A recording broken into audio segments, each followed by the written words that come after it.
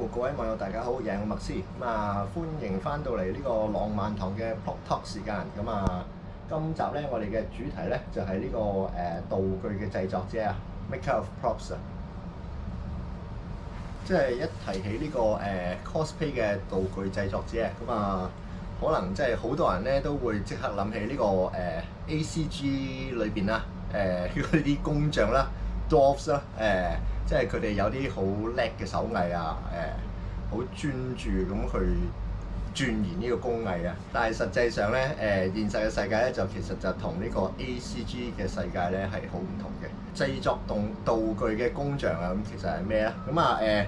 我就會用翻中文字嘅，即係我哋叫工匠啊，匠人嘅匠啊，即係喺就算日文都係匠人啦。拆翻開嗰個字咧，咁就係話嗰個人喺嗰個箱裏邊有把斧頭，都表示咧嗰個人咧識得去用呢個斧頭咧嚟到去做佢需要做嘅嘢嘅。我打開我工具箱咧，而我咧的確係有一把斧頭嘅，咁講笑嘅啫。因為咧其實斧頭咧就對於喺呢個道具製作嗰度咧就太過粗糙啊。咁係啦，咁匠人咧其實亦都係代表咧佢有好多工具可以使用，又或者佢識得用好多工具啦。但係即係我哋所講即係道具工匠或者道具師啦，我成日講嘅係咪話一定要需要好多嘅架撐啊，或者要好高嘅手藝咧？咁其實唔係嘅。其實睇翻我哋即係香港 cosplay 嘅歷史啦。30幾年前啦嗰陣時係唔會有所謂嘅 cosplay 道具師去接佢嘅生意啊。玩具界啊，亦都好多嘢咧就冇商品化嘅。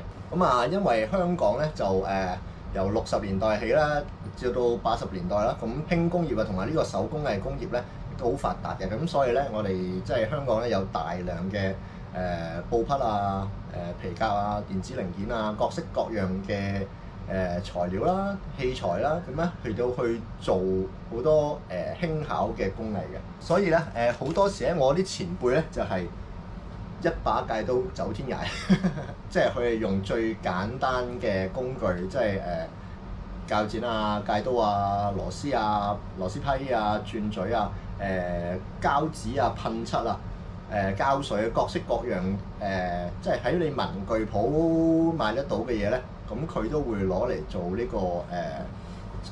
呢個製作道具之用。cosplay 道具工匠係唔係需要好高手嘅咧？咁其實唔係嘅。尤其是喺呢個 cosplay 界發展初期啦，大部分咧都係 DIY 嘅。手藝咧個個都係一邊做一邊學一邊練習㗎啦。咁所以咧個成品咧自然就你會睇到就好似啲小學生做勞作咁嘅啫。咁當然有一啲人係會做得好咧，甚至去到呢個即係電影製作級㗎啦。但係呢啲都好個別少數嘅啫。參觀過其他人嗰啲即係其他香港道具師嘅製作啦。有一次我直頭入咗去係嚇一跳嘅，因為佢係好似一個血汗工廠咁咧。佢係只係負責做個分工，就將啲即係我哋所講即係冇乜腦嗰啲工作咧，就推咗俾人做嘅。即係嗰啲喺度跟住條線嚟到去攞把戒刀戒嗰啲人咧其實都係道具工匠嚟嘅，因為佢真係用一個工具嚟到做緊一件 cosplay 道具嚟到。但係即係佢係唔係即係我哋而家心目中嗰啲即係cosplay 道具工匠或者道具師咧？當然唔係啦，因為佢完全係只係得個造字，就完全冇背後嘅考量嘅。事隔都30幾年啦，cosplay 圈真係自然有發展啦。而家一個道具工匠或者一個道具師係需要有咩資格咧？我唔會話有咩特別嘅資格嘅。但係至少咧佢都即係最基本佢要對呢個cosplay 圈有認識啦。即係我上嗰2集講嗰啲道具嘅層次啊，道具嘅 life cycle 啊，即係我哋講緊呢個 maintenance 啊、storage 啊嗰啲嘢咧。我覺得咧呢個係基礎知識嚟嘅。作為一個道具師，咁係唔係工具越多越好咧？咁其實唔一定嘅。因為咧工具咧只係你解決製作上困難嘅方法嚟嘅啫，即係solution to problem 咁嘅啫，即係你有唔同嘅工具咧，面對同一個問題咧，你可以有唔同嘅 approach，冇一個 approach 係絕對嘅。咁亦都冇話某一個程序你必定要限死某件工具，你冇嗰件工具唔做得咁樣呢啲咁僵化嘅嘢嘅。而咧我哋都係結果論嘅。咁只要你將嗰個結果處理得好嘅話，即係出嚟嗰個成品係靚靚仔仔嘅話咧，咁基本上冇咩人會 care 你點做，咁只會係我哋啲鑽研工藝嘅人喺背後嗰個字浸點整嘅呢個咁咯，係啦。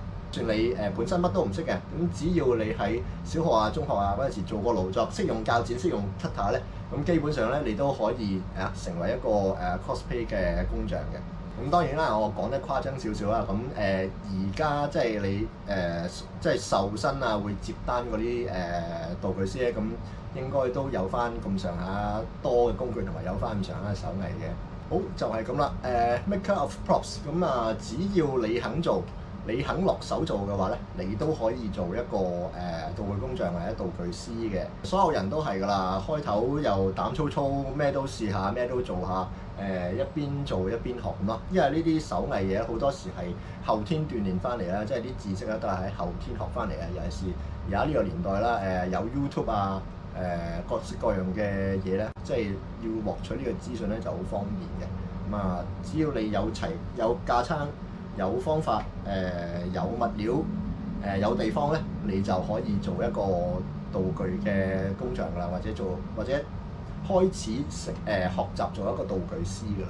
即係道具師咧都有分呢個出名唔出名好 pro 或者係臭名昭彰呢啲臭名昭彰當然視乎佢嘅功咧，視乎佢嘅成績同埋嗰個點樣同人溝通有冇接單咁樣啦。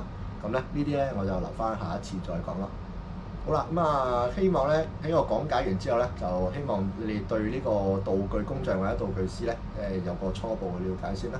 好，今次就係咁多，多謝各位收睇。